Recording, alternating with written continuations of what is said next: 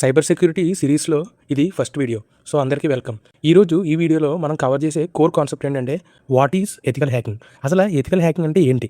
చాలామంది హ్యాకింగ్ అనగానే bank accounts hack చేయడం, లేదా డేటా స్టీల్ చేయడం, లేదంటే సిస్టమ్స్ని క్రాష్ చేయడం అని అయితే అనుకుంటారు. కానీ ఎథికల్ హ్యాకింగ్ అంటే కంప్లీట్లీ ఆపోజిట్. సింపుల్గా చెప్పాలంటే ఒక ఆర్గనైజేషన్ ఆర్ సిస్టమ్ పర్మిషన్ తీసుకుని లీగల్గా వాళ్ళని అటాకర్స్ నుంచి ప్రొటెక్ట్ చేయడానికి చేసే సెక్యూరిటీ ఎవల్యూషనే ఎథికల్ హ్యాకింగ్ అని అయితే అంటాం. దీనికి ఒక సింపుల్ రియల్ వరల్డ్ ఎగ్జాంపుల్ తీసుకుని క్లియర్గా చెప్తాను, జాగ్రత్తగా వినండి. మీకు ఒక ఇల్లు ఉంది, దానికి మంచి లాక్ వేశారు.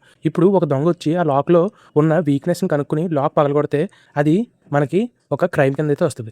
అదే మీరు ఒక ప్రొఫెషనల్ లాక్ స్మిత్ దగ్గరికి వెళ్ళి, బాబు నా ఇంటికి ఉన్న ఈ లాక్ ఎంత స్ట్రాంగ్గా ఉందో లేదో చెక్ చేయి, ఒకసారి పగలగొట్టి చూడు, ఇంకా ఏమన్నా మిస్టేక్స్ ఉంటే ఇలాంటి మిస్టేక్లు అయినా ఒక లాక్ కొనుక్కుంటాం అని చెప్పి మీరు అడుగుతారు. సో ఈ టెస్టింగ్ని మనం ఏమంటాం? ఎథికల్. అంటే ఇది ఒక రియల్ పద్ధతి. సైబర్ వరల్డ్లో కూడా సేమ్ రూల్ అప్లై అయితే అవుతుంది. బ్లాక్ హ్యాట్ హ్యాకర్స్ వల్నరబిలిటీని వాళ్ళు కనుక్కొని ఎక్స్ప్లాయిట్ చేసి మనకైతే నష్టం చేస్తారు. ఎథికల్ హ్యాకర్స్ అంటే వైట్ హ్యాట్ హ్యాకర్స్. వీళ్ళు పర్మిషన్తో సేమ్ టెక్నిక్ యూస్ చేసి వీక్నెస్ని మనం ముందే తెలుసుకుని దాన్ని సరి చేసుకునేలాగా, ఫిక్స్ చేసుకునేలాగా మనకైతే హెల్ప్ చేస్తారు. ఒక హ్యాకింగ్ యాక్టివిటీ అనేది ఎథికల్ అవ్వాలి అంటే 3 ప్రైమరీ రూల్స్ కంపల్సరీగా మనకి ఫాలో అవ్వాలి. ఫస్ట్ది రిటర్న్ ఆథరైజేషన్. ఫార్మల్ పర్మిషన్ అనేది అయితే ఉండాలి. పర్మిషన్ లేకుండా సింగిల్ పింగ్ కొట్టినా కూడా అది ఇల్లీగలే. సో నెక్స్ట్ వచ్చేసి scope and rules of engagement. Client మీకు బౌండరీ అనేది అయితే ఇస్తారు. ఎగ్జాంపుల్కి ఓన్లీ టెస్ట్ సర్వర్ మీదే మీరు టెస్ట్ చేయాలి అని. అసలు నిజమైన డేటాబేస్ని మీరు టచ్ చేయకుండా ఓన్లీ ఈ డమ్మీ దాని మీద మీరు టెస్ట్ చేయండి, దీంట్లోనే ఏమున్నాయి వల్నరబిలిటీస్ అనేవి ఫైండ్ చేయండి అని మనకు ముందే చెప్తారు. మీరు స్ట్రిక్ట్లీ ఆ బౌండరీలోనే ఆపరేట్ అనేది అయితే చేయాలి.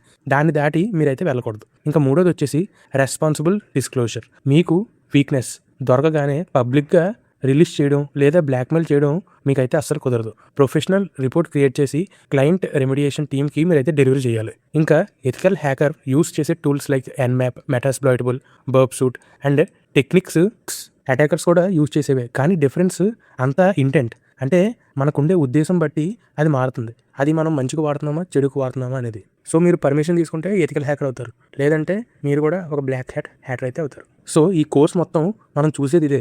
అటాకర్ పర్స్పెక్టివ్లో థింక్ చేయడం, సిస్టమ్స్లో ఉన్న ఫ్లాస్ని కనుక్కోవడం అండ్ వాటిని డిఫెండ్ చేయడం. నెక్స్ట్ వీడియోలో మనం ఎథికల్ హ్యాకింగ్కి ఫౌండేషన్ అయిన బ్రాడ్ డొమైన్ గురించి అయితే తెలుసుకుందాం. ఇంకా వీడియో 2 అనేది what is cyber security and how does ethical hacking fit inside it అనేది అయితే చూద్దాం. So see you in the next video. Bye by.